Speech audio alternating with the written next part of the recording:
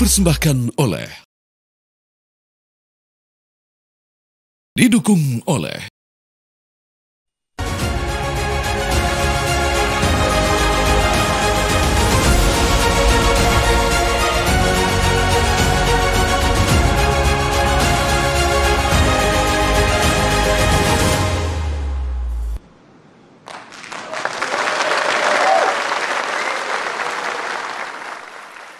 Dayung sampan ke muara, sampan di dayung mencari asa. Capres dan Kadin akan berdialog bersama menuju Indonesia Emas 2045.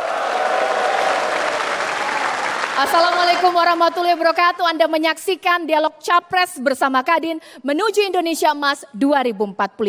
Dalam forum ini, hadirin dan juga pemirsa, kita akan mendengarkan bagaimana visi dan misi dari Capres nomor urut 3, Bapak Ganjar Pranowo, dalam menjadikan Indonesia sebagai negara yang tangguh, mandiri, dan inklusif menuju Indonesia Emas 2045. Tepuk tangan sekali lagi.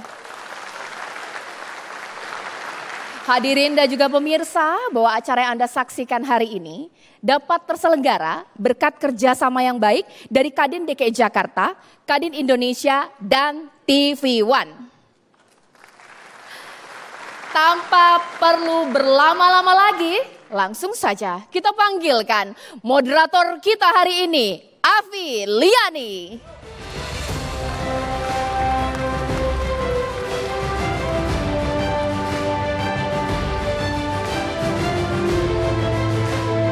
Sekarang saya akan panggilkan Ketua Umum Kadin DKI Jakarta, Ibu Diana Dewi.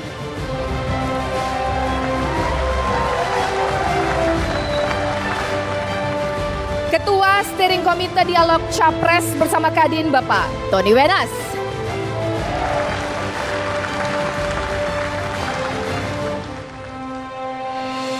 Ketua Penyelenggara Dialog Capres bersama Kadin, Ibu Karmelita Hartoto.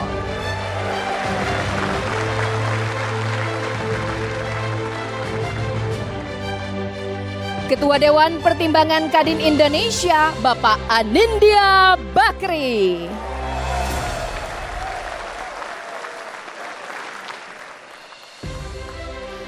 Pelaksana tugas harian Ketua Umum Kadin Indonesia, Bapak Yuki Nugrahawan Hanafi.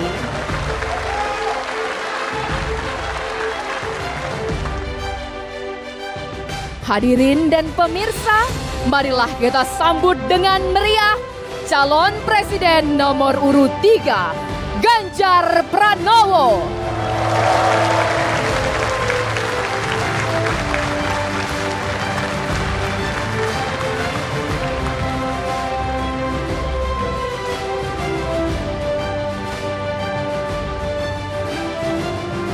Menyanyikan lagu kebangsaan Indonesia Raya, hadirin dimohon berdiri.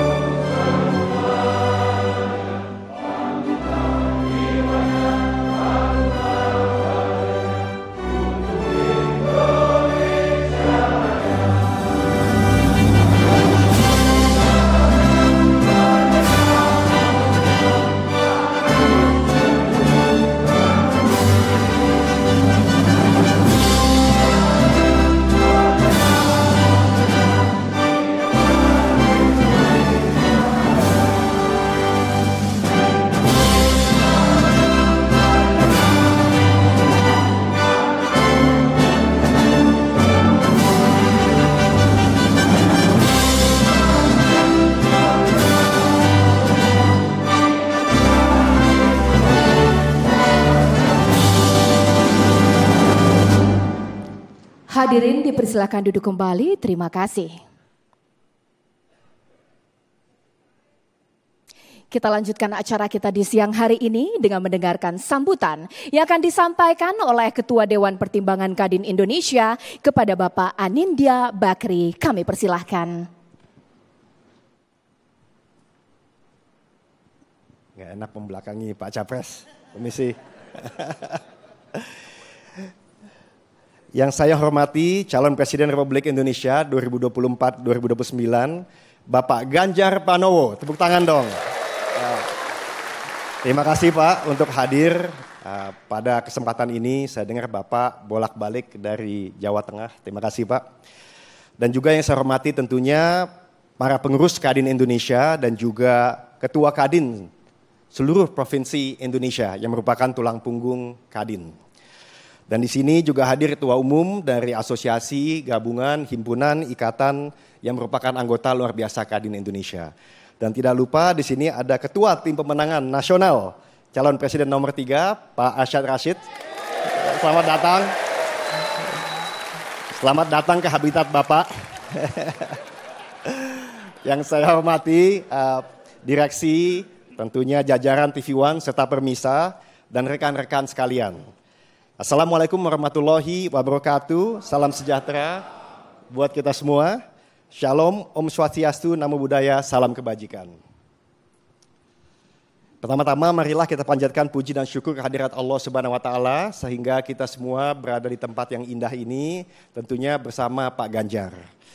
Ini Pak Ganjar dan teman-teman sekalian merupakan tradisi kami Pak sudah 20 tahun mengadakan dialog dengan para capres setiap pemilunya.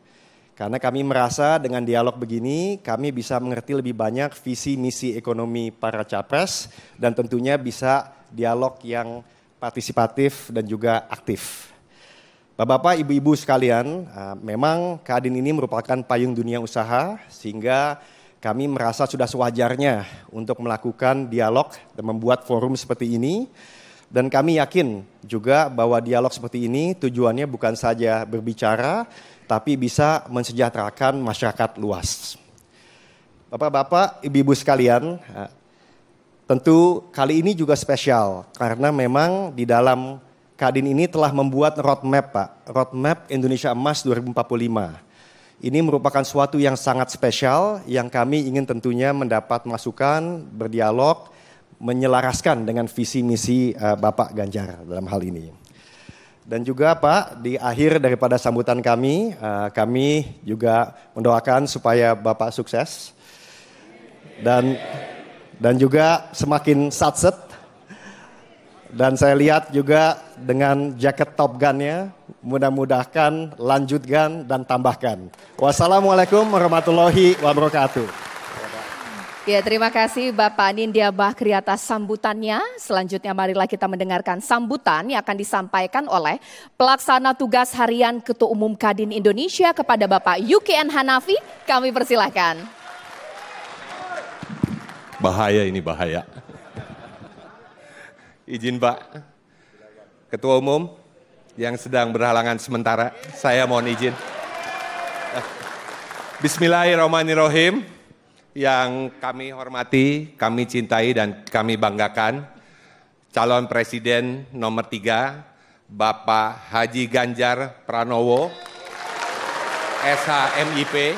Selamat datang Pak dan terima kasih. Tadi Pak Anin juga sudah menyampaikan terpaksa Bapak satset dari Jawa Tengah kembali ke Jakarta dan akan kembali lagi ke Jawa Tengah. Luar biasa, kita berikan aplaus.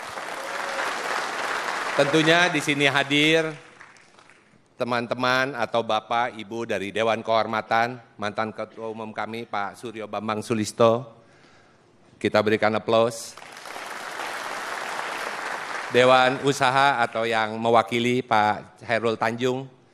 Juga ada Dewan Penasehat Pak Hidayat dan teman-teman dari Bapak-Bapak dari Ibu dari Dewan Penasehat. Ketua Dewan Pertimbangan beserta jajaran, silakan berdiri boleh juga. Biar Pak Ganjarnya lihat. Nggak mau? Iya, nggak apa-apa. Tentunya teman-teman Dewan Pengurus, Wakil Ketua Umum Koordinator, para Wakil Ketua Umum, Kepala Badan, ketua komite tetap, wakil ketua komite tetap, bilateral, dan tentunya yang paling sayangi dan saya harus sebutkan Pak, karena ini paling bahaya, Ketua Umum Kadin Provinsi. Silakan berdiri teman-teman dari Kadin Provinsi. Dan di sini juga hadir para ketua umum dari asosiasi dan himpunan Pak. Kita ada 208 asosiasi dan himpunan yang tergabung di rumah besar yang kita sebut Kadin. Tentunya baru mau mulai. Assalamualaikum warahmatullahi wabarakatuh. Salam sejahtera buat kita semua. Salam, Om Swastiastu, Nama Budaya, salam kebajikan. Sebagai satu-satunya payung organisasi dunia usaha di Indonesia sesuai dengan Undang-Undang Nomor 17 tahun 1987 dan ada 12 Kepres Pak. Dan Kepres yang terakhir nomor 18 tahun 2022. Kadin bersyukur karena hari ini kita berkesempatan untuk dapat melakukan dialog dengan para calon presiden yang hari ini dihadiri oleh Pak Ganjar. Sekali lagi kita berikan aplaus. Terkait visi dan program ekonomi dalam mendorong pertumbuhan ekonomi yang berkelanjutan. Kegiatan yang dilakukan 5 tahun sekali ini merupakan kesempatan bagi upaya menuju mengangkat tema Indonesia Emas 2045. Sebuah tema yang sengaja kami pilih Pak, guna dapat memahami aspek keberlanjutan dari visi serta program Bapak, ekonomi Capres dalam 5 tahun ke depan, terutama dalam mencapai Indonesia Emas 2045.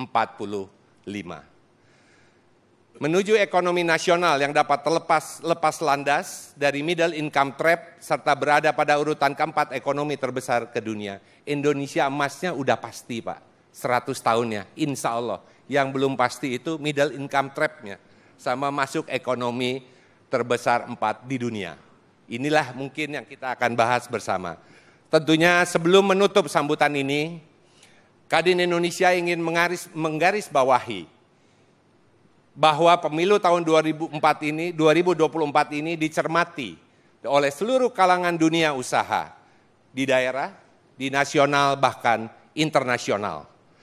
Kami berharap pemilu yang damai dapat berlangsung sehingga iklim usaha Pak serta investasi yang kondusif dapat memberikan kepercayaan bagi kami sebagai pelaku usaha akan prospek cerah perekonomian Indonesia di masa yang akan datang.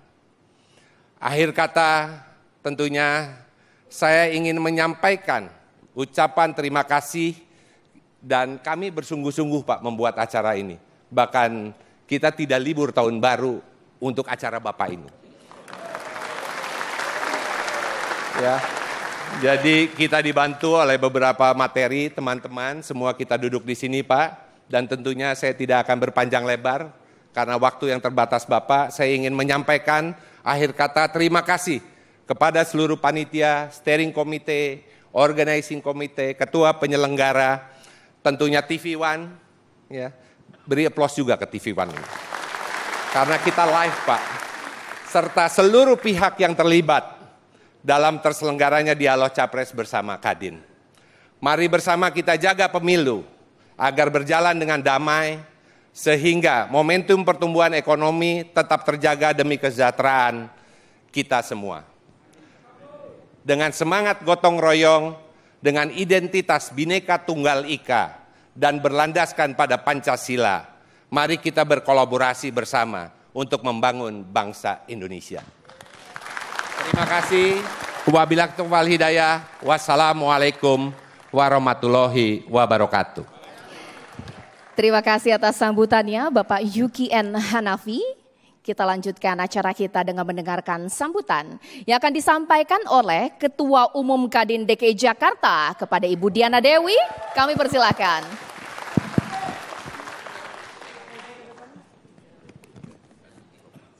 Bismillahirrahmanirrahim. Assalamualaikum warahmatullahi wabarakatuh. Mohon maaf, izin Saya tidak bisa menyebutkan satu persatu karena yang terdahulu dari pimpinan-pimpinan kami sudah menyebutkan, tidak mengurangi rasa hormat saya. Yang saya banggakan tentu Bapak Ganjar Pranowo. Saya tidak banyak yang akan saya tanyakan dan ini mohon tidak dijawab pada saat ini, tapi Bapak akan menjawab dalam visi misi Bapak. Saya Diana Dewi, Ketua Umum Kadin DKI Jakarta. Mewakili teman-teman dari Kadin Provinsi, ingin mendengar langsung dari Bapak, apa dan bagaimana rencana Bapak dalam menempatkan Kadin, baik Kadin di daerah maupun Kadin pusat, dalam mewujudkan visi dan misi yang Bapak usung. Terima kasih. Baik. Wah, tepuk tangan luar biasa atas sambutan tadi. Ini masih pemanasan, hadirin dan juga pemirsa. Sesaat lagi apa yang tadi disampaikan akan dibahas bersama dengan calon presiden nomor urut 3, Bapak Ganjar Pranowo. Tapi sesaat lagi, dialog Capres bersama Kadin akan kembali usai jeda berikut.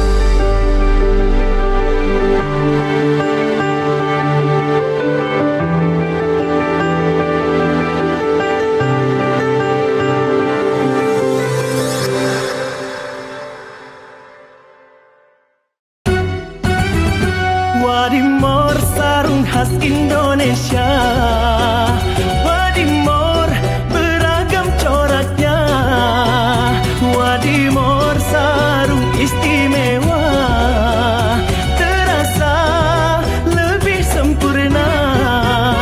Wadimor sarung khas Indonesia, Wadimor tentu sarung kita.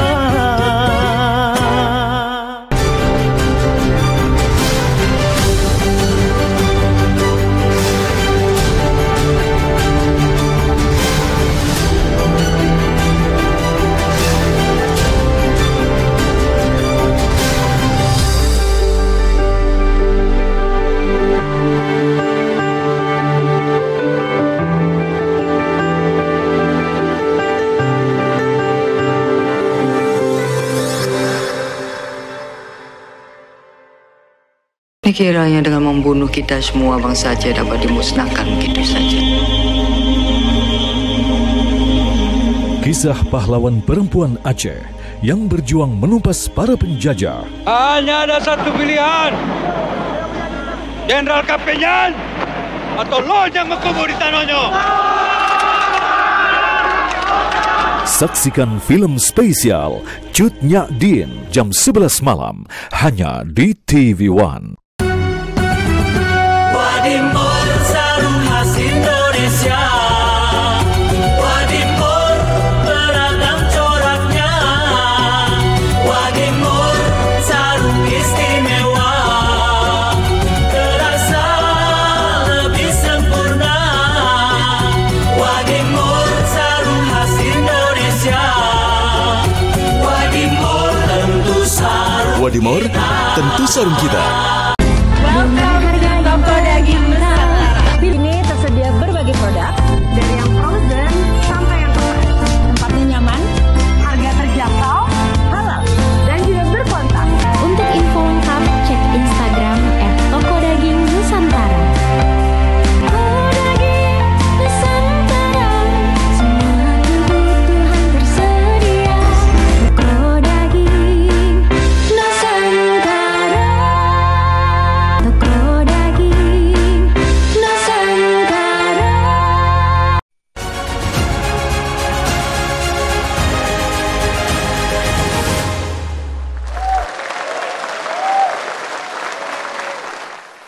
Jalan-jalan ke Sukabumi. Jangan lupa membeli mochi. Kita akan bedah visi dan misi bersama moderator kita, Afi Liani. Terima kasih Mbak Caca. Ya pemirsa, kita tadi sudah mendengarkan kata sambutan dari Ketua Kadin dan juga Kadin Jakarta. Ada pertanyaan yang harus dijawab oleh Pak Ganjar. Posisi Kadin daerah dan Kadin pusat berada di mana ketika Bapak menjadi presiden? Mungkin bisa dijawab dulu. Untungnya saya pernah menjadi gubernur. Jadi saya sudah bermitra dan sudah terbiasa dengan Kadin daerah. Ini ada mantan Ketua Jawa Tengah, Ketua Jawa Tengah. Mitra itu di level daerah, bahkan kita meminta kawan-kawan Kadin waktu itu untuk mendampingi SDM baru, startup, bahkan sudah sampai ke beberapa tempat di negara. Nah hari ini nasional.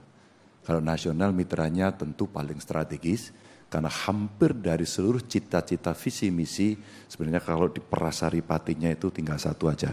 Hari ini kita butuh survive dan berkembang dari sisi ekonomi. Makanya Mbak Afi, Kadin menjadi mitra paling strategis. Maka kenapa tadi saya tengok dulu kanan, lihat depan, saya tengok kiri. Rasanya ada banyak yang cocok untuk saya ajak di kabinet. Baik, jadi kami berharap Pak, kalau buat kebijakan nanti ajaklah Kadin. Karena Kadin yang paling tahu bagaimana di lapangan. Nah, terima kasih. Baik, jadi tadi kita sudah mendengar visi Indonesia 2045. Jadi yang akan kita bahas Pak, hari ini dialog itu tidak lepas dari visi Indonesia 2045. Jadi terkait dengan pertumbuhan yang resilient, kemudian ekonomi yang sejahtera, dan juga masyarakat inklusif dan giat, serta pembangunan berkelanjutan. Itu yang akan kita bahas. Baik, karena Pak Ganjar mengatakan bahwa kalau sama pengusaha tuh nggak usah visi dan misi. Tiap kali udah pada dengerin. Jadi kali ini kita langsung pada pertanyaan ya. Kita kasih plus dulu dong buat Pak Ganjar. Bahwa ingin bagaimana pengusaha langsung bertanya.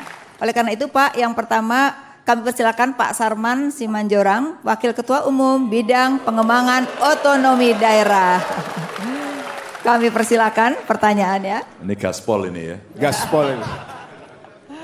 Saya akan tanya sekitar ketahanan pangan Pak. Silakan. Dalam 10 tahun terakhir, jumlah penduduk Indonesia bertambah 25,5 juta jiwa. Sedangkan jumlah petani berkurang 1,7 juta jiwa. Jumlah petani akan terus berkurang karena 32% petani berusia di atas 60 tahun.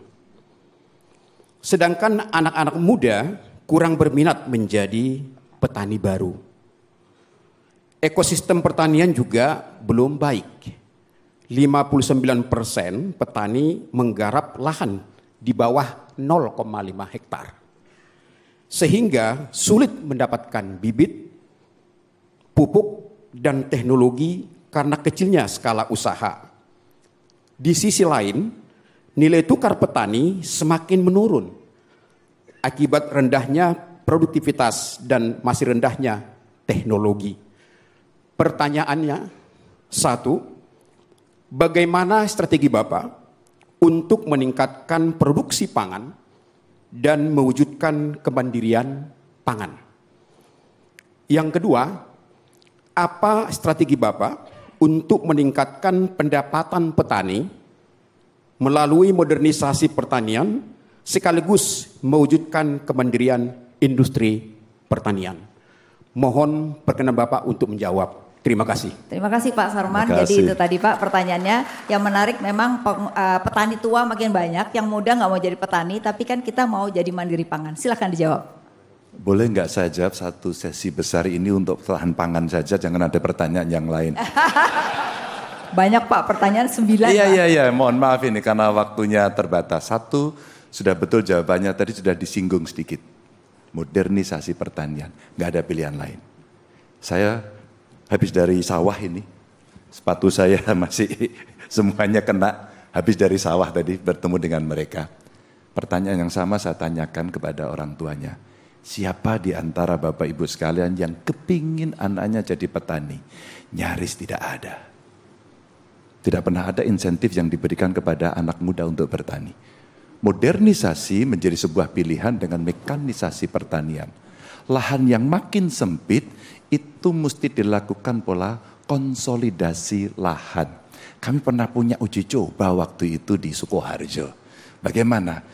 Pertanian dalam 100 hektar dalam satu hamparan. Maka mekanisasinya bisa dimulai dari satu pengolahan tanah dengan traktor. Teknologi nanamnya tidak lagi mundur tapi maju, transplanter. Transplanter inilah yang kemudian akan melakukan percepatan, efisiensi terjadi. Maka pemilik-pemilik lahan yang sangat sempit-sempit itu, kemudian saya tanya, Bapak Ibu, kalau lahan Anda dikelola secara modern dan Anda nganggur karena diserahkan kepada sebuah ekosistem pertanian baru yang dikelola oleh, menurut saya, anak muda, Anda mau bekerja apa sebagai sebuah alternatif? Ternyata dia pengen beternak, nggak jauh-jauh dari seputar pertanian dalam arti luas. Ibunya saya tanya, ibu pengen apa? Warung, Pak.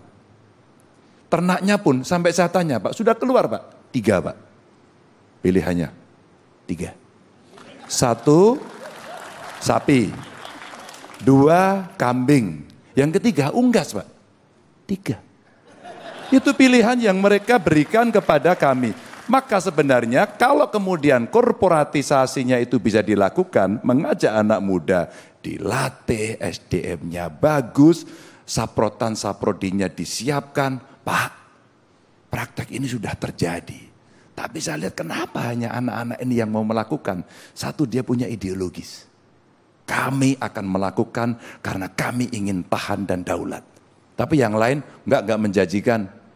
Lebih baik jadi pegawai di Kadin gitu, Pak. Enggak mau, Pak, dia. Maka insentif mesti diberikan dengan cara itu. Anak muda, Pak, saya tanya, kenapa Anda enggak mau ke sawah? Kenapa enggak mau beternak? Bau kotor. Tapi ketika saya menemukan anak-anak muda yang ideologis itu, Pak, kasih kami pelatihan dan teknologi, Pak. Mudahkan bibit. Ada dari kementerian, lembaga riset, BRIN, perusahaan. Sebenarnya ada ABG lah, bukan anak buah Ganjar. Tapi ini ada akademisi, ada businessman, ada government. Kalau kemudian ini bisa kita wujudkan, Pak, dapat, Pak. Yang dibutuhkan serius. Tapi, Pak, kalau ini tidak dirangkum dalam satu data pertanian Indonesia, jebol, Pak. Lahan kita nanti akan tidak tercatat dengan baik, maka ketika kita mencontohkan subsidi pupuk saja, sampai hari ini tidak pernah tepat sasaran. Maka ketika saya membuat data petani, saya kasih kartu tani, dipersoalkan. Kenapa dipersoalkan? Wong ini data petani kok. Berapa luas lahannya, tempatnya di sana, di mana, pakai geotek, maka distribusinya mestinya bisa. Kalau tanpa itu, ya kita manual terus, Pak, sampai hari ini. Tiba-tiba jeger kami datang dan ketemu dengan masyarakat semuanya, harga beras termurah sekarang 13.000, pupuk kemudian susah dicari, yang ada tetap jatuhnya mahal. Dan mereka tidak bisa melakukan pemupukan optimal. Apa yang terjadi kemudian? Boleh nggak kita kemudian mencoba mencari relasi apakah tingginya harga pangan yang namanya beras itu karena produksi kita rendah. Sebenarnya ada beberapa langkah berikutnya, tapi kita berikan berikutnya kepada yang lain. Ini menarik, Pak. Jadi korporatisasi dan high teknologi akan dilakukan dan petani juga bisa mendapatkan keuntungan karena ada bisnis lain di luar itu ya, Pak? Karena ada bisnis lain mendapatkan nilai tambah dan Baik. ingat, hasil riset di Indonesia yang terbanyak adalah pertanian. Kenapa kita tidak pakai? Pakai dong. Wah, luar biasa. Kita kasih tepuk tangan karena ini satu hal yang menarik, kita bakal mandiri pangan kalau Pak Ganjar jadi presiden.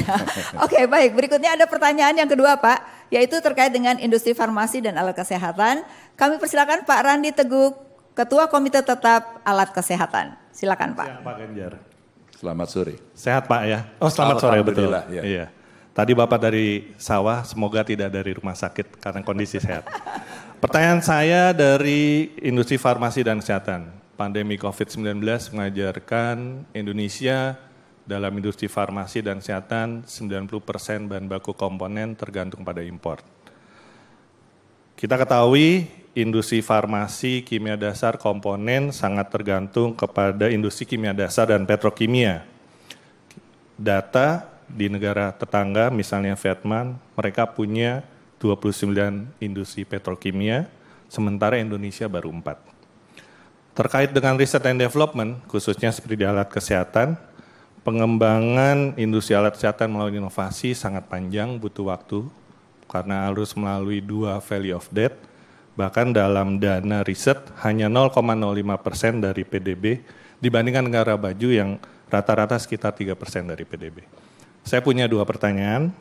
Pertama tentu bagaimana strategi Bapak untuk meningkatkan industri bahan baku komponen untuk farmasi dan alat kesehatan dalam negeri, itu di hulu, dan tentu yang di hilir yang menjadi penting. Bagaimana strategi Bapak untuk memenuhi kebutuhan alat-alat kesehatan di seluruh layanan sarana rumah sakit seluruh Indonesia yang untuk meningkatkan tentu standar layanan tanpa menghilangkan kesempatan bagi pengembangan alat kesehatan dalam negeri untuk pengembangannya dan juga diserap oleh market. Kira-kira itu kami butuh pandangan dan jawaban dari Pak Ganjar. Terima kasih. Jadi Pak, tadi dikaitkan bagaimana kalau ada substitusi import itu ada jangka waktunya, tidak otomatis langsung. Dan yang kedua adalah alat kesehatan biasanya suka dipersulit import, gimana ada transisi. Silakan Pak. Bapak berkenan jawaban panjang apa pendek? Jawaban lengkap Pak. Oke, pintar. Lengkap 2 menit Pak. Jawaban pendeknya Pak, Research and Development. Kami bincang soal ini dengan BRIN. 1% aja Pak kita mulai Research and Development Indonesia dari PDB Pak. 1% aja. Kita dorong kemudian agar biaya risetnya itu mencukupi. Perisetnya sudah Pak, di BRIN punya. Dan tentang ini sudah terjadi di hulunya. Di hulunya. Nah yang kedua kemudian, ini jawaban pendek nih Pak. Yang kedua apa? Kawasan industri kesehatan. Kita nggak punya loh Pak. Pak, mohon maaf dengan segala hormat. Setiap kami menyusun anggaran, pengalaman saya 10 tahun menjadi gubernur, permintaan tertinggi adalah Alkes Pak. Dan maaf, yang banyak bermasalah juga di Alkes Pak. Yang ketawa berarti pelaku. Ini tidak boleh kita teruskan. Ini mesti kita hentikan. Maka pertanyaan ini top. Ini pertanyaan bagus banget, saya senang banget. Karena apa? Ke depan kita akan menghadapi situasi seperti ini. Tentu ini debat ekonomi. Bukan debat ya. Iya Pak, dialog. Dialog. Ini dialog ekonomi. Tapi sebenarnya ada dialog ketahanan nasional Pak. Karena apa? Kalau kita bicara teori persenjataan, kayak debat kemarin itu. Ya. Sekarang kita bicara, Bapak Ibu bicara enggak? Senjata biologi. Kita tentu tidak akan menilai apakah COVID itu sebuah virus yang begitu saja, apakah sebenarnya ini depopulisasi. Itu kan terjadi perdebatan panjang. Oke, lupakan. Tapi ke depan ini bukan tidak mungkin akan terjadi. Bukan tidak mungkin. Kenapa Ebola hanya di Afrika tidak sampai di sini? Kenapa? Maka kemudian riset and development-nya anggarannya dinaikkan Pak. Terus kemudian produksi dalam negeri dimulai. Bahasa saya Pak, dimulai. Saya tidak menjadi utopis yang kemudian besok pemerintahan saya beres selama 5 tahun. No way. SDM kita tahu kok. Bung Karno itu pernah mengingatkan, Indonesia mau jadi negara besar enggak? Kalau mau jadi negara besar, ada 2 hal yang harus dipenuhi. 1 logam dasar, 2 kimia dasar. Kimia dasar kita Pak belum beres sampai hari ini. Maka ketika dengan Kadin ini kayaknya pertanyaan Bapak ini oke Pak. Halo Kadin. Berarti diperhatikan ya Pak ya. Halo kawan-kawan Kadin. Suka tidak suka, mau tidak mau kita harus memulai kimia dasar, petrokimia Pak. Kalau itu dilakukan maka hutan kita yang gedenya minta ampun. Plasma nutfahnya yang oke luar biasa. Perisetnya yang sudah ada, siapa yang memungut itu dalam meja pengambilan keputusan? Tidak ada Pak. Karena ini perkelahiannya Pak dengan para pedagang juga. Kita tidak bisa mandiri Pak. Kita akan digoda terus untuk mencari kemudahan. Disitulah kita tidak pernah berdikari dalam bidang ekonomi, sampai kapanpun. Maka tim kami sudah merancang, Pak. Kenapa langsung saya sebut kawasan industri kesehatan? Itu trigger yang bisa kita mulai. Maka dalam diplomasi internasional, ya bawa tema debat lagi, ini nggak enak ya. Tapi nggak apa-apa lah. Dalam konteks diplomasi internasional, maka kita harapkan kita punya mitra strategis negara-negara lain untuk kebutuhan itu, Pak. Untuk itu. Kasih aplaus dong. Nah kemarin ketika disebut, Pak Ganjar bagaimana membangun selatan-selatan? Oke, selatannya kita inventarisasi dulu dong. Maka bagaimana politik luar negeri yang bebas aktif? Aktifnya sekarang otonomi strategi. Ya. Otonomi strategis inilah Pak kita pilih itu dengan mitra negara lain untuk kita buat. Pak, tapi harus segera dimulai dan negara harus memproteksi. Kalau itu tidak terjadi Pak, kita kalah terus. Ya. Mudah-mudahan menjawab. Baik, terima kasih Pak Ganjar. Ini menjadi perhatian kesehatan. Jadi nanti kita catat kalau Pak Ganjar jadi presiden juga ya. Baik, pertanyaan ada ketiga Pak, yaitu Ibu Ratu Tisa Destria, Ketua Komite Tetap Bidang Industri Produsen Peralatan Olahraga dan Penunjang lainnya. Silakan Bu Tisa. Bagaimana Wah, ini bola Bu? Tolong. Jadi, oh iya Bu Tisa, Pak. bola bagaimana? Saya ikuti kesibukan beliau pada saat gitu itu. ya Pak, Ya. wah luar biasa. Terima kasih Pak Ganjar. Mohon izin Pak Ganjar, hari ini bukan tentang bola Pak. Oh iya. Tapi peningkatan nilai tambah industri. Mohon izin untuk bertanya mengenai hal tersebut mewakili dari Kadin. Data menunjukkan bahwa 76,9% impor merupakan bahan baku dan bahan penolong untuk industri manufaktur dalam negeri. 14,9% impor juga merupakan barang modal yang penting bagi perekonomian Indonesia. Di sisi lain, program substitusi impor belum mampu memenuhi kebutuhan bahan baku dan barang modal dalam negeri. Sehingga adanya kebijakan pelarangan impor bahan baku tentu menyebabkan tersendatnya kegiatan manufaktur dan sektor perekonomian lain. Sisi lainnya, ekspor Indonesia sendiri masih didominasi bahan mentah, terutama CPO dan batu bara, sedangkan negara tetangga kita Vietnam bukan hanya masih unggul soal bola Pak, tapi ekspor penyumbang Vietnam sendiri pun dari satu merek elektronik global brand bisa menyumbangkan lebih dari 65 miliar US dollar. Pertanyaannya ada dua Pak. Yang pertama, bagaimana strategi Bapak untuk menciptakan transisi dari ketergantungan terhadap bahan baku impor menuju program substitusi impor tanpa mengganggu industri yang sedang berlangsung. Kemudian yang kedua, sektor atau produk apa yang akan menjadi jagoan Bapak untuk Bapak kembangkan sebagai daya dukung ekspor baru dan kemudian mampu menciptakan lapangan pekerjaan. Demikian Pak, terima kasih. Pertanyaan banyak orang nih Pak ya, dua ekspor apa lagi selain coal dan CPO, dan yang pertama tadi substitusi impor, silakan. Ekonomi kita kalau nggak salah, kalau nggak coal-nya dihilangin, agak mengerikan gambarnya ya. Betul Pak. Tapi ketika coal-nya ditambahin baru ya Mbak ya. Baru naik. Maka saya mau jawab yang kedua dulu Mbak, ekonomi kreatif. Karena ternyata penonton film itu ketika filmnya bagus, sekali film itu diputar, itu kadang-kadang menghasilkan sebuah rintisan usaha yang berjalan sudah lama sekali. Kreatif, itu baru film. Belum lagu, belum desain, yang punya IP banyak sekali. Dan kami berbincang dengan anak-anak muda yang ternyata mereka punya concern betul di situ. Concern betul di situ.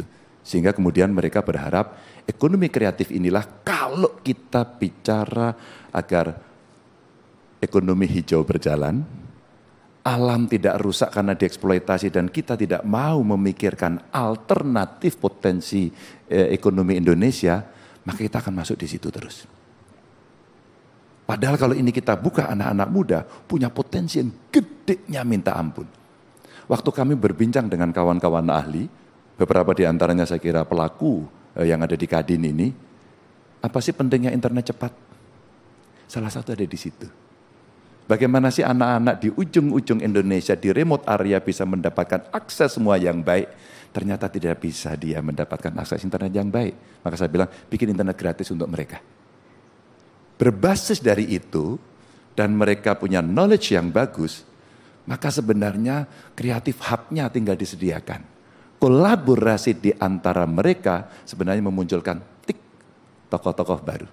Maka kemarin di debat saya contohkan, duta besar kita lagi-lagi sama ya, untuk berbicara di dunia internasional bagaimana bekerja sama saling menguntungkan untuk mengembangkan SDM itu.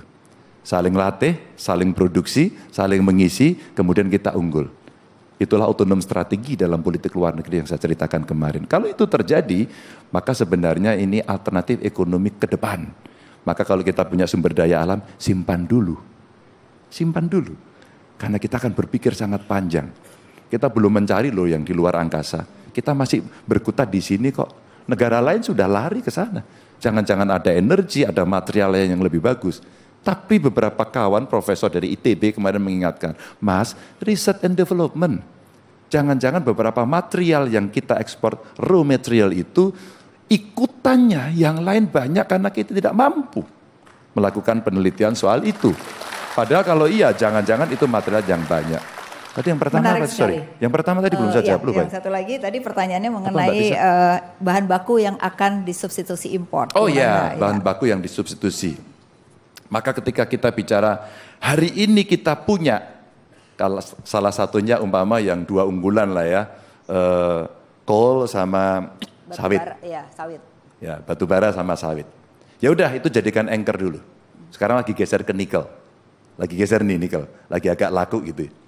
Kalau itu mau kita hitung, yuk kita hitung dengan baik. Kira-kira kalau ini akan menghasilkan banyak dan kita mitigasi kerusakannya tinggi, kita mau toleran sampai kapan? Agar kurva keduanya kita siapkan. Kalau kurva keduanya kita siapkan, maka investasi dan gerak cepat, sekali lagi cepat. Short course, crash program itu mesti dilakukan. Maka ya kalau belum bisa buat sendiri kita mau ngapain? Merenung, marahin orang? Enggak lah. Ngamuk-ngamuk nggak bisa. Yang bisa mencari partner kolaborasi. Maka kalau kemudian kita, tadi saya contohkan apa? Selatan-selatan, kita mau buat nikel. Ya, beberapa material kita tidak punya, tapi Argentina punya. Maka kemudian ya udah kita kerjasama selatan-selatan dengan Argentina. Sama ketika kita akan mencari material yang kita tidak punya. Kita cari aja negara yang bisa secara strategis bekerja sama dengan kita, sehingga nanti, oh ya kita belum bisa buat sendiri, kita ajak mereka. Oh ini belum bisa juga, oke kalau gitu saya impor dari Anda, tapi kita kasih batasan waktu, agar terjadi transfer of anything. Ya knowledge-nya, ya modalnya, ya apapun lah. Jadi tambang yang akan jadi yang utama Pak, untuk menambah ekspor. Kenapa? Tambang. Sektor tambang atau ada sektor lain selain tambang? Kalau kita mau bicara ke depan dan ini sustain, lalu tidak merusak, tidak jorok lagi, ekonomi kreatif. Oke, ekonomi kreatif juga ya. Jadi Ekonomi selain kreatif. ekspor, tetapi yang substitusi impor tadi nilai tambahnya tetap di ekonomi kreatif. Tetap, masih ada. Nah tinggal kita hitung, ini akan berapa lama. Kan kita bisa memitigasi, punya alat ukur. Kalau ini habis-habisan, kita akan habis dalam waktu berapa lama. Kita mau hentikan atau nekat. Maka kalau kita bicara kondisi seperti itu ya, soal ekological, sosiologi, dan governance, ESG-nya itu mesti betul-betul. Nggak boleh jorok. Iya. Hancur Baik, itu Pak. kalau jorok itu. Nanti masih ada sesi lagi, masih ada 6 pertanyaan lagi, tapi kita harus break dulu. Ya pemirsa jangan kemana-mana juga yang ada di studio dan juga di sini. Kita akan kembali lagi setelah pariwara berikut ini.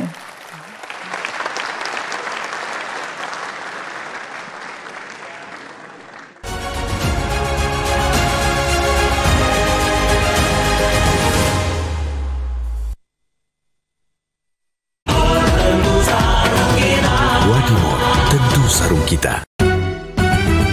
Wadimor sarung khas Indonesia. Wadimor beragam coraknya. Wadimor sarung istimewa.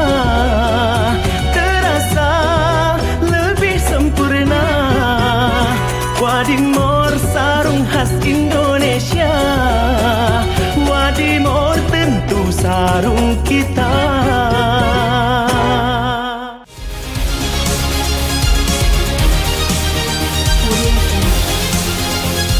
Saksikan Menuju Pemilu, Jumat 12 Januari, pukul 20 waktu Indonesia Barat, di TV One.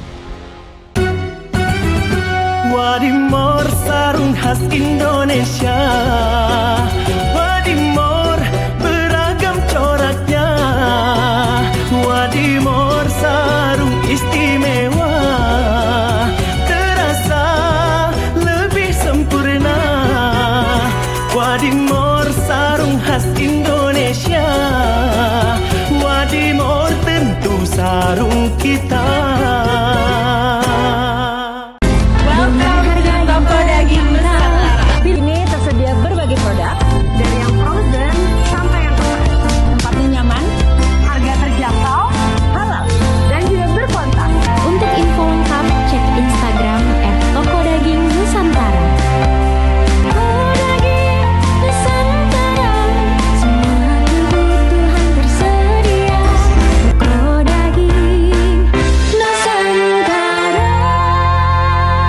kiranya dengan membunuh kita semua bangsa Aceh dapat dimusnahkan begitu saja.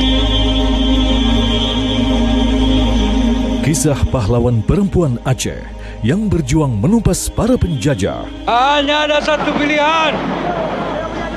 Jenderal Kapenyan atau Lojang Mengkubur di tanahnya. Saksikan film spesial Cut Nyak Dien jam 11 malam hanya di TV One.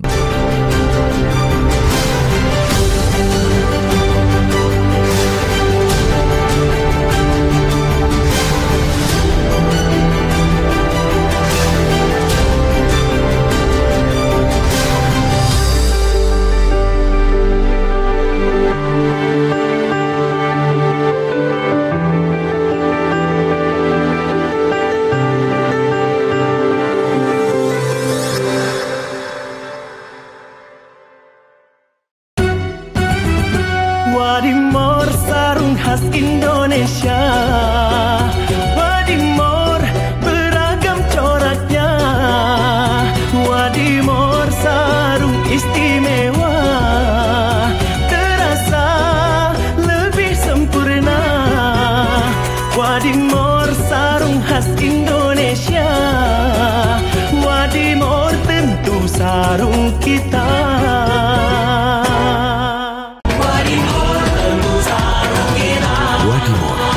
Sarung kita.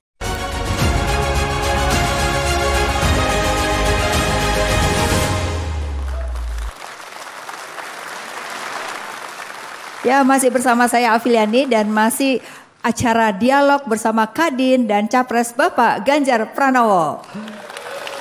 Ya Pak, tadi kita sudah membahas berbagai hal, sekarang masih ada 3 lagi yang menarik juga untuk dibahas oleh Bapak. Yang pertama adalah Bapak Hari Nuryanto Sudiro, Ketua Umum Kadin Provinsi Jawa Tengah. Ya, ada di sini Pak. Ya, ya. Saya kenal Silakan ini. Pak. Sekeluarga saya kenal nih. Ya. Silakan Pak. Izin Pak, mengenai membahas topik kewirausahaan. Sebanyak 99,6% atau 63,9 juta unit usaha adalah usaha mikro yang sulit untuk naik kelas. Sedangkan jumlah usaha kecil hanya 194.000 dan jumlah usaha menengah stagnan di angka 44.000. Pemerintah memiliki keterbatasan dalam pendampingan UMKM yang mayoritas fokus pada usaha mikro. Oleh karena itu diperlukan peran dari swasta untuk melibatkan UMKM dalam rantai pasok global sehingga bisa kita naik kelas. Seperti yang telah dijalankan oleh Kadin melalui program inklusif closed loop. Pertanyaan kami Bapak, pertama untuk UMKM, strategi apa yang akan diterapkan untuk mendorong UMKM naik kelas dan mengintegrasikan mereka ke dalam rantai pasok global, serta insentif apa yang akan diberikan untuk mewujudkan hal-hal itu. Yang kedua, sedangkan untuk perusahaan besar, bagaimana strategi dari Bapak dalam membuat perusahaan Indonesia ini bisa menjadi pemain global? Demikian pertanyaan kami, mohon jawaban. Terima kasih. Ya Pak, jadi naik kelas nih Pak, karena Naik banyak kelas, sekali UMKM kita nggak naik kelas. Ya. Kalau bisa jadi dalam rantai pasok global sehingga dia bisa naik kelas. Silakan Betul. Pak. Yang UMKM dulu, ini serba kebetulan, ada 3. Ada 3. Ini serba kebetulan aja Pak. Cocok ya berarti. Cocok. Ini cuma 3 aja.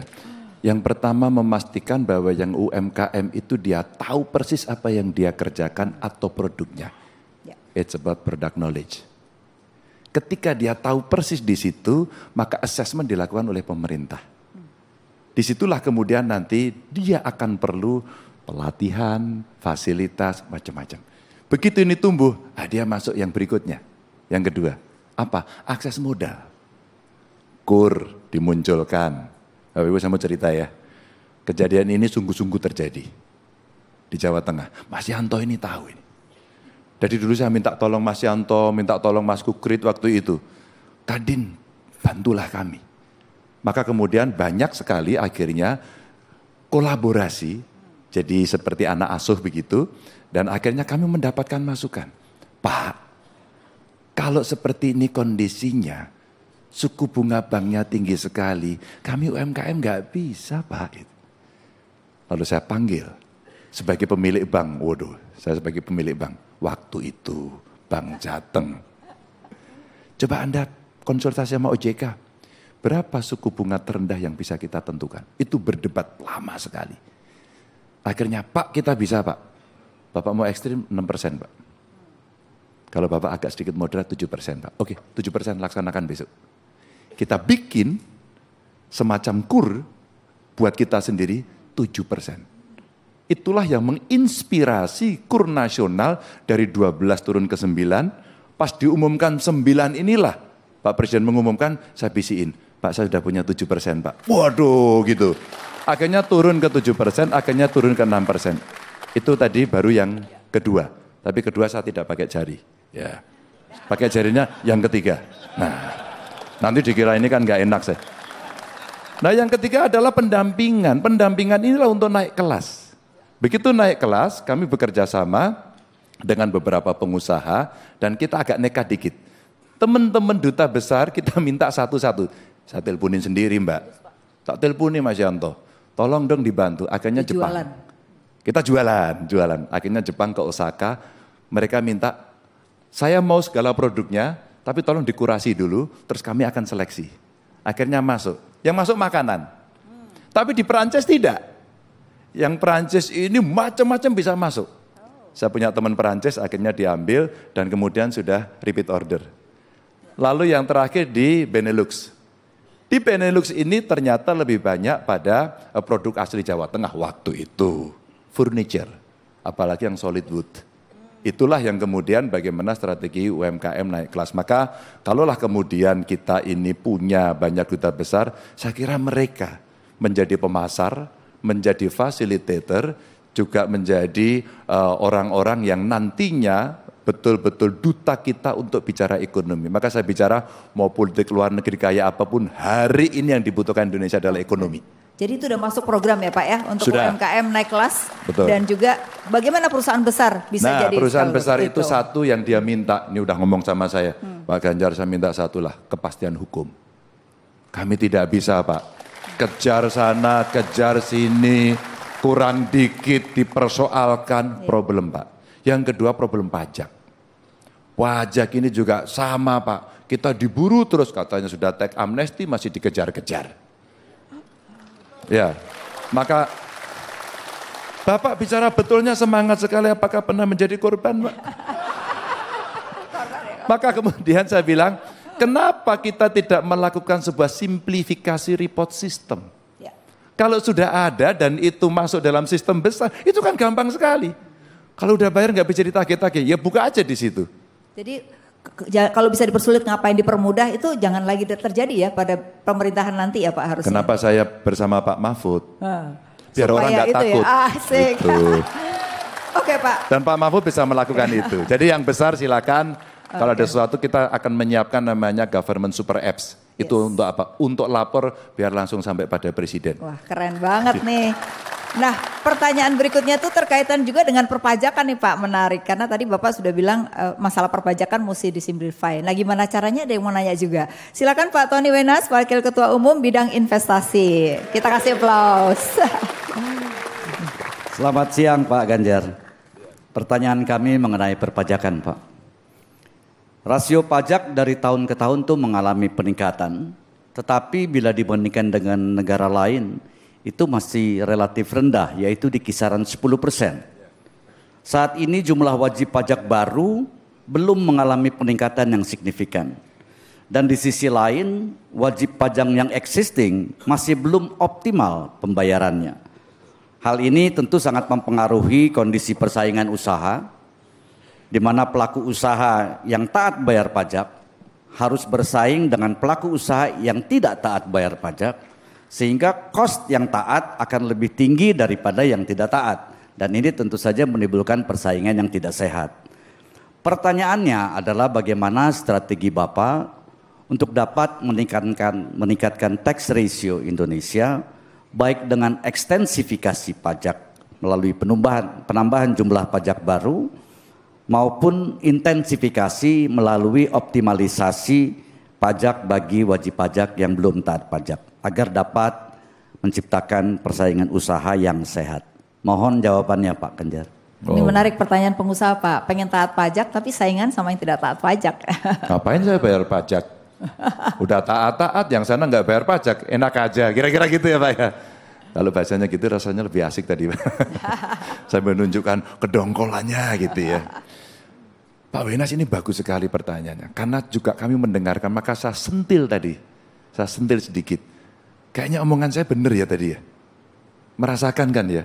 Udah TA dikejar lagi gitu kan, merasakan kan Pak. Maka betul Pak, sebenarnya udah terjawab sendiri oleh Pak Wenas.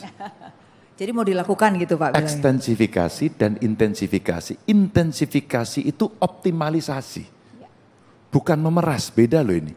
Ini bahasa ini gak enak banget di pengusaha. Pak Ganjar tolong dong Pak, kita itu udah bayar Pak. Kalau Bapak mau cari kesalahan kami pasti ada lah Pak. Tapi silakan tunjukkan Pak. Silakan Bapak baca, saya tunjukkan. Ini loh Pak, grafik pembayaran pajak saya, ini sales kami Pak. Kurang apa kami pada Republik ini? Jadi wajahnya itu ketika menyampaikan kepada saya itu dengan wajah disopan-sopankan sambil menahan kemarahan, tahu kan Pak itu? Ini kalau kita pakai perasaan itu begitu ya, tadi kira-kira begitu. Nah, maka kemudian apa sulitnya kita membaca data Pak? Alat ini sangat bisa membantu kami. Saya senang dengan pertanyaan ini karena kami berkonsultasi dengan konsultan pajak, kami komunikasi dengan kawan-kawan saya di Kementerian Keuangan, di Dirjen Pajak, dan saya komunikasi dengan pengusaha. Detailnya nggak saya baca Pak, nggak saya bawa, jadi saya nggak akan baca di sini. Saya takut salah karena data, tapi nanti bisa kita omongkan. Pak, inilah pembayar pajak kita, ini yang sudah punya NPWP, ini yang sudah bayar, ini yang bayarnya penuh Pak. Saya sudah punya Pak Wenas. Bapak jangan khawatir. Nama Bapak aman. Maka pada saat itu Pak, saya ambil satu Pak. Loh, yang ini kan berarti bisa dioptimalkan. Maka saya punya formula itu Pak. Pak, yang bisa dioptimalkan range ini sampai ini. Ada namanya enggak? Bapak tinggal minta Pak, itu ada. Oke. Lalu yang ekstensifikasi di mana? Ini Pak, segini Pak. Segini Pak gedenya. Nah yang gede banget ini Pak, sebenarnya yang Bapak bisa aja dialog. Jangan diancam deh Pak. Mereka ini punya kok semangat berusaha. Pak, saya itu sebagai orang yang pernah di pemerintahan gitu ya, melihat seperti ini. Pak, pemerintah nggak bisa jalan sendiri. Omong kosong kalau dia bisa berjalan sendiri. Dia butuh mitra, dan kalau konteks ekonomi, siapa lagi tidak kalau bukan Kadin? Ya. Siapa lagi Pak kalau bukan pelaku usaha? Maka kemudian cara itulah yang kemudian bisa kita naikkan. Tax ratio-nya oke apa enggak? Tapi terakhir Pak, kalau itu udah berjalan, mau intensifikasi, kayak ekstensifikasi, by data tadi agar ada special treatment pada masing-masing klaster Pak. Otomatis. Satu Pak, penegakan hukum Pak. Lagi-lagi Pak, kalau itu sudah begitu, terus kemudian kemarin ada cerita permainan di pajak, cerita moge, cerita saru lah, cerita yang nggak enak itu, kan distrust itu masyarakat Pak. Yang ini mesti dibereskan. Okay. Nanti sih ada kelembagaannya kita atur Pak. Ya. Nanti cerita kelembagaannya undang saya lagi. Kayaknya apa yang disampaikan Kadin semua Bapak rasanya cocok ya Pak ya? Cocok ya, oke. Nah kaitannya nih Pak, habis bayar pajak kan ada pelakunya nih Pak, ada koperasi, ada BUMN sama swasta. Nah ini ada persoalan nih, gimana membuat playing field antara swasta dengan BUMN itu jadi sama. Nah ada penanyanya dulu nih Pak, silakan Pak Juan Permata Adu, Wakil Ketua Umum Bidang Perdagangan. Sebelum bertanya Pak, ada berapa yang belum terbayar oleh BUMN Pak? Siapa banyak, yang belum dibayar? Itu di sebelah kanan banyak sekali. Oke. Silakan tanya Pak. Silakan Pak. Terima kasih Pak Ganjar, kami dari Kadin, saya Yuan Permata Adu, Wakil Ketua Umum Kadin. Undang-Undang nomor 19 tahun 2003 mengatur usaha BUMN itu melakukan kegiatan yang tidak pernah dikerjakan atau tidak mungkin dikerjakan oleh swasta. Dalam pelaksanaannya Pak, undang-undang ini terkait dengan Undang-Undang nomor 5 tahun 99 mengenai larangan praktek monopoli. BUMN dengan alasan penugasan pemerintah melakukan kegiatan monopoli di sektor yang swasta sudah lakukan. Nah ini dia kebal terhadap Undang-Undang nomor 5 tahun 99. Inilah salah satu kepastian hukum bagi kami usaha di kelas menengah dan swasta untuk bagaimana kita mempertahankan usaha kita menghadapi perilaku masalah BUMN dan swasta ini. Pertanyaan kami Pak, dapatkah Bapak membantu sinergi antara BUMN dan swasta ini agar sinergi itu memberikan kontribusi positif terhadap kegiatan ekonomi Indonesia? Dan Bapak melihat semua pengusaha yang besar adalah kontribusi pemerintah membantu mereka. Tapi mereka ditugaskan juga untuk membantu pengusaha, untuk swasta, untuk bertumbuh bersama. Bukan keluar. Terima kasih Pak. Demikian Pak, jadi bagaimana playing field terhadap pelaku ekonomi? Karena kita kan ada 3 pelaku ekonomi ya, Betul. swasta, BUMN, dan koperasi. Silakan dijawab Pak. Pak, terima kasih Pak. Hari ini saya kumpulin data Pak. Berapa kemudian supplier-supplier itu mitra-mitra yang tidak terbayar. Malu dong. Tangan dong. Kalau kita punya usaha plat merah nggak bayar malu kira-kira gitu kan. Ya, ini kok ngangguk semua ini. Ini kayaknya korban-korban lagi ini. Kenapa Bapak Ibu ini saya tanya? Rasanya menurut saya kira Bapak tadi betul Pak. BUMN itu masuk ketika yang lain belum siap masuk. Maka sebenarnya pioneering. BUMN itu pionir. Nanti kalau sudah, ini seperti stimulan saja. Kalau sudah kita lepas. Kan sebenarnya negara tidak mencari uang toh. Ya. Negara tidak mencari uang kan sebenarnya. Fasilitasi negara itu. Jadi kita memang to govern betul-betul mengelola, memerintah, memanage, menstimulan agar itu tumbuh. Maka kemudian kalau tadi ditanyakan, Pak rasanya penting Pak. BUMN, kamu boleh punya anak perusahaan tapi tidak boleh punya cucu, cicit, apalagi, ketawa lagi. Korban-korban lagi sebelah kanan saya ini. Betul ya? Betul Pak.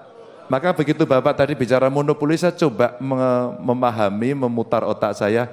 Ini kayaknya yang maksudnya BUMN punya cucu, punya anak, punya cucu, punya cicit, canggah, gantung siwur kira-kira itu kalau orang di Jawa itu. Sampai banyak. Akhirnya swasta tidak punya peran. Pak ini butuh, kalau orang bisnis itu ya rasa kamanungsan, rasa kemanusiaan. Ya kalau orang Jawa bilang itu ngono ya ngono ning ojo ngono. Dibagilah mana yang sudah bisa. Kalau kemudian swasta bisa muncul, jangan-jangan memang BUMN-nya sudah tidak kita perlukan lagi. Loh iya dong. Tapi jangan-jangan kalau Anda dari anggota Kadin ini besok saya jadikan Menteri BUMN, Anda kelakuannya sama. Jangan lo ya. Bawa misi ini lo ya. Bapak Ibu percayalah, pemerintahan yang punya integritas tinggi, yang memahami peran tadi itu, ya, ada swasta, ada BUMN, ada koperasi yang paham secara konstitusi, dia akan mengerti proporsi yang mesti diberikan. Pak, saya dilapori langsung Pak Ganjar masa cuman gini aja nggak bisa dibayar toh Pak, gitu. Sambil wajahnya tuh, wah kasihan, nangis.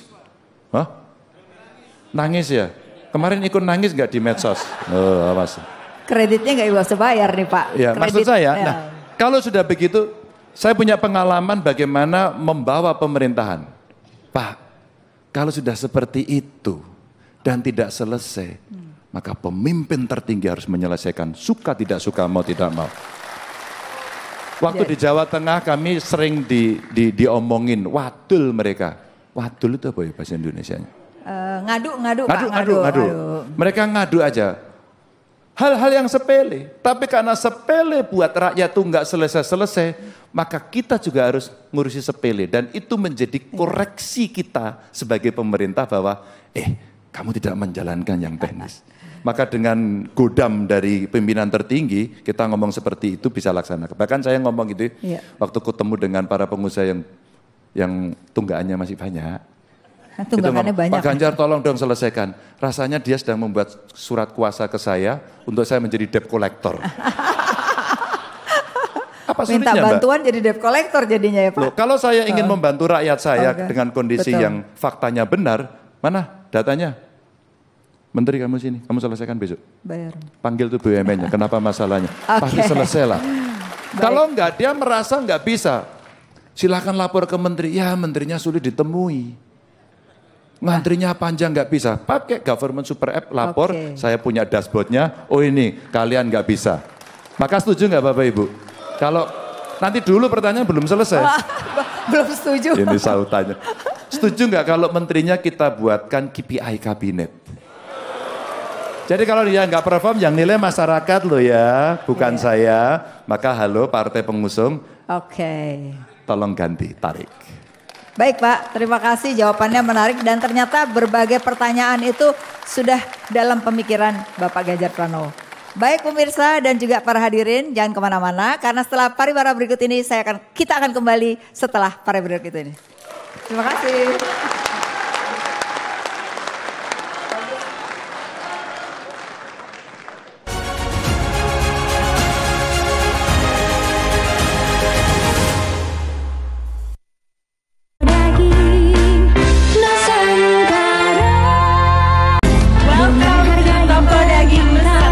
Ini tersedia berbagai produk dari yang frozen sampai yang kemarin. Tempatnya nyaman, harga terjangkau, halal, dan juga berkontak. Untuk info lengkap, cek Instagram @tokodaging_nusantara. Kodaging Nusantara, semua kebutuhan tersedia. Kodaging Nusantara. Wadimor sarung khas Indonesia. Wadimor beragam coraknya. Wadimor sarung istimewa. Terasa lebih sempurna. Wadimor sarung khas Indonesia. Wadimor tentu sarung kita.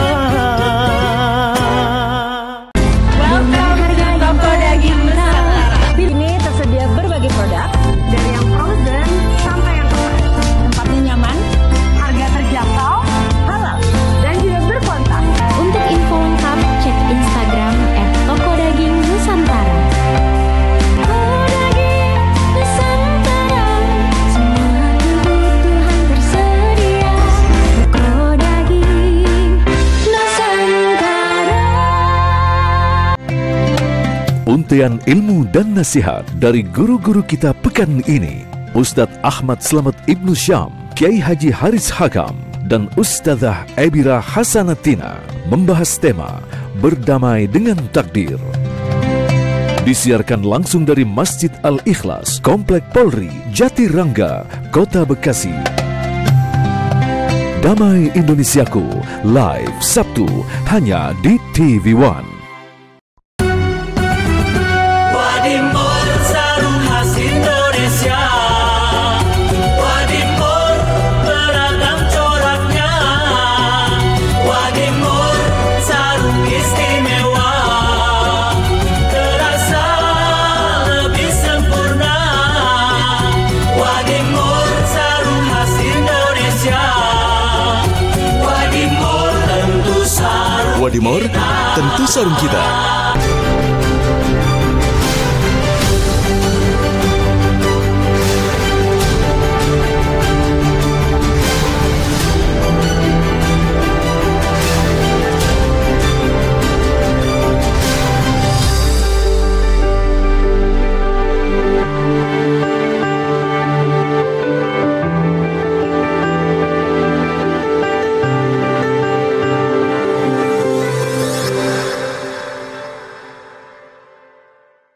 Kodaging Nusantara.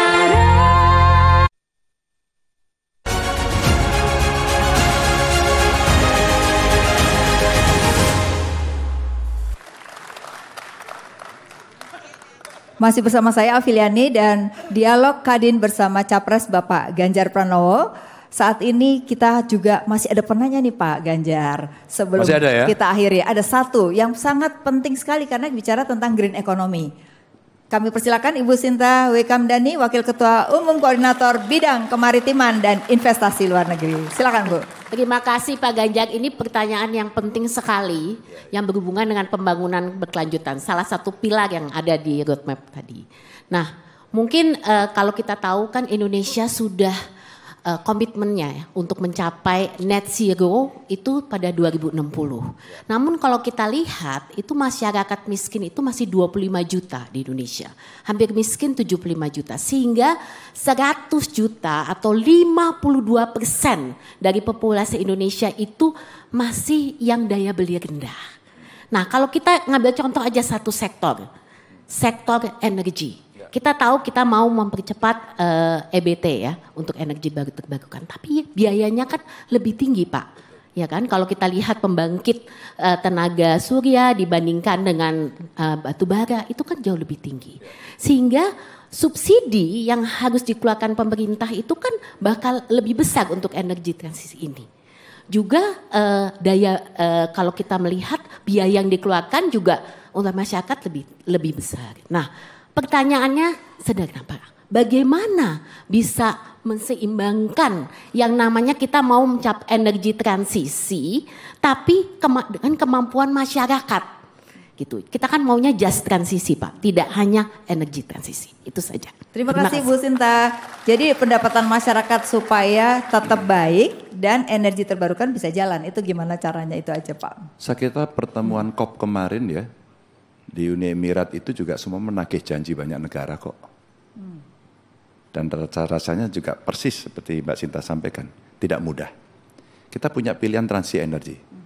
Tim kami menghitung, kalau kita tidak melakukan transisi energi mulai dari sekarang, problem kita akan jauh lebih serius. Dan itu kita mitigasi. Tapi kalau tiba-tiba duitnya nggak ada, dan kemudian sumber daya existing kita juga tiba-tiba akan hilang, maka ada gradual. Beberapa teman yang kemarin memberikan nasihat kepada saya, Mas Ganjar jangan langsung lompat dong kepada EBT-nya. Kita masih punya gas yang belum optimal. Itu bahasa mereka. Kalau kemudian dari sebutlah energi kotor, kemudian energi agak bersih ke gas, baru kemudian ke EBT, rasanya bisa jalan. Namun kita juga bisa mencari partner tadi. Negara lain ketika kemudian daya beli masyarakat masih kecil, oke, maka kita bisa dorong umpama kita memproduksi sendiri. Solar panel umpama, kalau kita produksi sendiri kenapa tidak? Pasir silika kita punya loh. Ya. Energi yang sekarang sedang berlebih dari PLN wabil khusus di Jawa, kenapa kita tidak menciptakan industri yang membutuhkan energi besar? Kenapa? Maka ini ruang yang kemudian bisa membalance untuk pertumbuhan ekonomi menjadi naik. Kita kasih, ini ada energi gede yang besar sekali. Atau barangkali, saya ngobrol nih sama orang-orang waktu kunjungan dari Uni Emirat Arab. Cerita, kenapa Singapura membelinya dari Australia kok tidak dari kita? Dia mau yang hijau, yang bersih. Tapi belinya jauh banget. Dia nyolek saya begini, Pak Ganjar, kenapa Anda tidak buat itu ya dari Sumatera? Sehingga kabelnya pendek banget. Kenapa? Kenapa harus jauh sekali? Anda sampaikan kepada pemerintah Anda, bahasanya begitu. Oke, nanti saya perintah sendiri, gitu. Daripada kita menyampaikan kan begitu. Maka gridnya seperti itu, Mbak. Kami bahkan sudah menghitung beberapa potensi dari energi baru terbarukan yang bisa kita generate juga banyak sekali.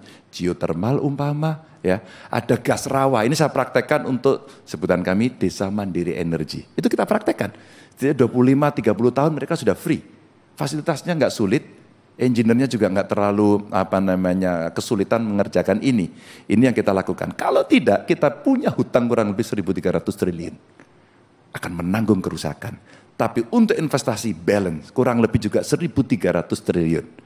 Pilihan kita pada apa? Pilihan kita adalah gradual yang tadi kita lakukan, umpama dari kondisi hari ini, oke, ini sampai tahun berapa, nanti 2060, kita akan sampai di mana, gas kita akan sampai di mana, kita teruskan, terus kemudian mari, kurva EBT-nya segera dimulai. Kita ajak partner untuk bisa berjalan kepada kita. Maka kemarin di debat terakhir saya katakan, cerita Laut Cina Selatan, di mana blok Alpha Delta di atas Natuna itu ada, saya sampaikan. besok itu dieksploitasi. Karena satu kita dapat gasnya, dua geopolitiknya kita menguasai, tiga itu lapisan pertahanan yang akan kita bikin di sana. Dapat tiga-tiganya dan menyerap tenaga kerja. Luar biasa. Dapat Mbak, tiga-tiganya dapat itu. Sudah terjawab Bu Sinta? Baik Pak Ganjar, sebenarnya pertanyaan itu banyak sekali. Kita sudah seleksi, namun pertanyaan-pertanyaan Bapak Ibu sekalian yang belum bisa disampaikan di sini, kita akan sampaikan nanti dalam bentuk dokumen hari ini kepada Pak Ganjar yang akan bisa dijawab. Mungkin suatu saat kita bisa diskusi secara tertutup dengan Kadin, Pak. Bapak bersedia ya? Siap. Baik, terima kasih Pak Ganjar atas waktunya pada hari ini yang luar biasa, walaupun dari jauh-jauh khusus ke sini. Dan juga para hadirin dan juga para pemirsa, terima kasih Anda sudah menyaksikan. Jadi tidak Anda pilih mana yang mau Anda pilih. Ya, salah satunya adalah Pak Ganjar yang sudah diperhitungkan. Oh, nanti jangan di sini. Baik, untuk berikutnya ada hal yang akan disampaikan. Kami persilakan kepada Mbak Caca. Terima kasih dan tepuk tangan untuk moderator kita Ibu Afiliani dan calon presiden nomor urut 3 Bapak Ganjar Pranowo. Wah, sudah hampir 1 jam kita berdialog bersama dengan Kadin membahas dengan visi dan misi dari Capres nomor urut 3.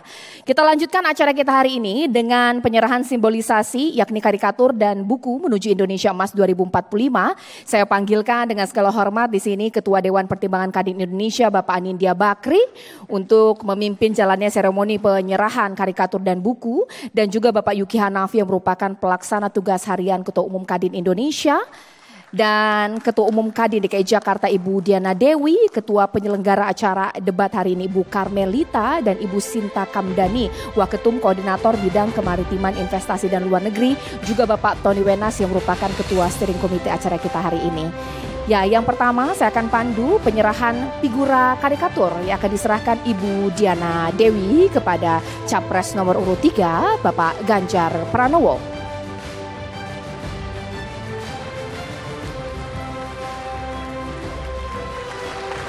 Ya, selanjutnya penyerahan buku daftar inventaris isu strategis menuju Indonesia Emas 2045.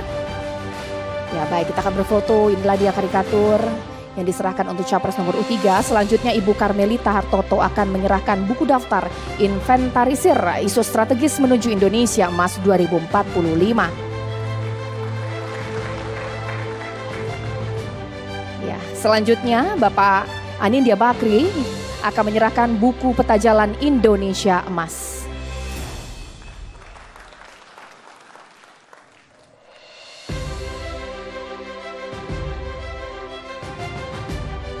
Baik, sekarang akan ada juga kenang-kenangan dari Capres nomor urut 3, Bapak Ganjar Pranowo, yang akan diterima Ibu Diana Dewi. Dan selanjutnya diterima Bapak Yuki Hanafi. Ya, inilah kebersamaan yang begitu hangat dari Kadin DKI Jakarta dan Kadin Indonesia dalam debat Capres nomor urut 3 Ganjar Pranowo bersama dengan Kadin menuju Indonesia Emas 2045. Semoga dialog hari ini menjadi tambahan informasi Anda mengenai visi dan misi Capres sebelum nantinya Anda akan memberikan hak pilih Anda di 14 Februari 2024. Menutup dialog Capres bersama dengan Kadin, saya Caca Anissa mengucapkan terima kasih dan sampai jumpa.